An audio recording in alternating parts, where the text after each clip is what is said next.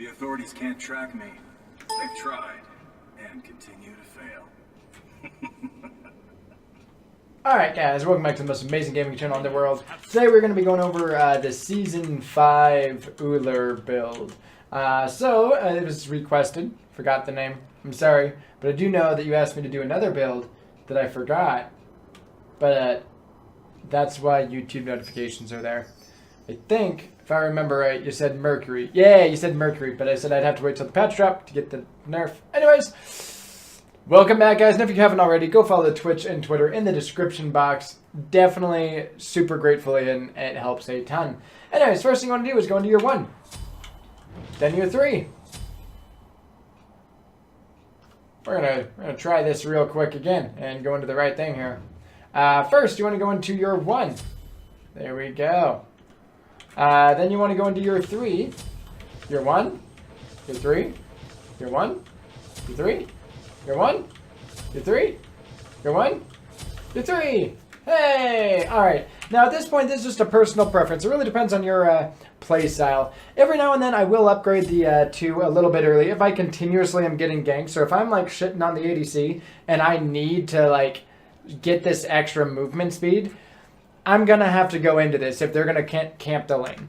Otherwise, no worries.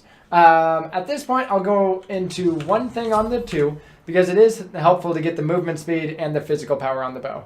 But I really do like the passive attack speed and the lifesteal that you get as well.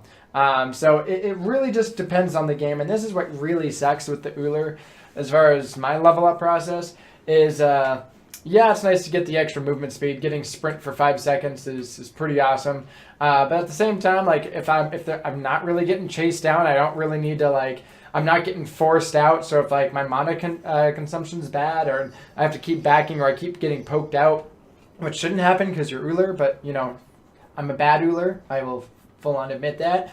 But you know, if this is something that you have to do, it's just kind of, depending on how the game goes. The attack speed is nice and the lifesteal with the axe is nice, but at the same time, getting that movement speed is also going to be helpful. So usually, I'll go in, and this is normally where level 12 is maxed out 1, maxed out 3, 1 level into your 2, 1 level into your level 4.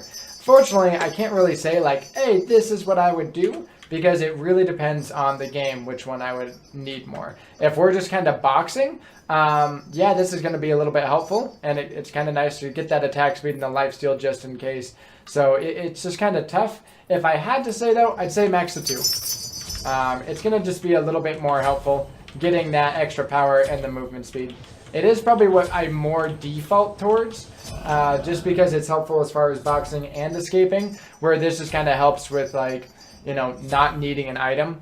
And if you think about it, it only gives you 10% like attack speed from this one, and 10% lifesteal, where you can get 20%, you know, yeah, movement speed and extra power. Anyways, let's get on into the build itself. I personally really like going into Transcendence. So how it'll normally start is you'll be like right here. We're gonna spawn some lane minions, and we're gonna go right there. We'll do level 6 because that's should compensate. But you can go ahead, hit it. Woo! So that's kind of how you want to start. Is with Transcendence. Start T2, and then I like multi-pots. So normally that's kind of what I'll start. Actually, I think you can get one of each one. There you go. And then you can actually fight. You can have a pretty good time. Anyways, after that, you want to go finish that into Warrior's Boots. Normally, you can go Ninja if you think you're going to be boxing, but I kind of build him kind of like that hybrid, like attack speed, but also, you know, damage with abilities because he has so many. Crusher's really solid on him. Then I'll go into Aussie, and then Kins, and sometimes Executioner if I need that extra like lifesteal. Then I will go ahead and instead of Executioner, I'll go Bloodforge. I get it. It sucks because you don't have any penetration. Very seldomly do I not go Executioner, but there are some troll comps where they'll be running like 3 mages, an assassin, and like an ADC, and I'm like, yeah. And you look at their build, and no one has any like protection, then yeah, go Bloodforge, because if they don't have protection, building this does jack shit. Because if you think about it, this has 12%, you know, is what you bypass on their protections.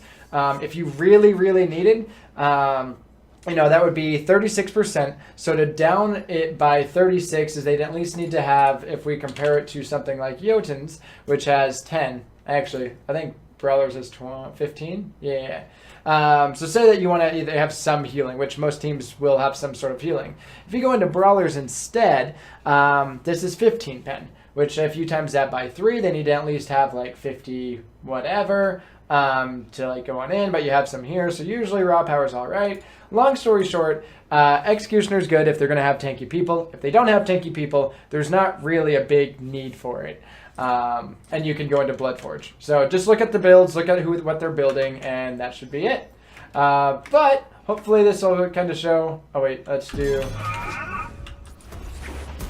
that. Here we go. So, Here we go. woo. Blood. So that's kind of how it is. With this, you do have a solid amount of attack speed. We're gonna come on over here, do the quick stacks. Item full stack. Perfect. So you have you can actually see the full amount of the power here. What makes Ullr so strong? Oh dang, that is an awesome skin. Here we go. But anyways, you having your axe and being able to land the axe, switch, and go. Now the actual combination that would be nice if you can actually hit it is you go 2 into this to get the power, then switch axe. So it'll look kind of like.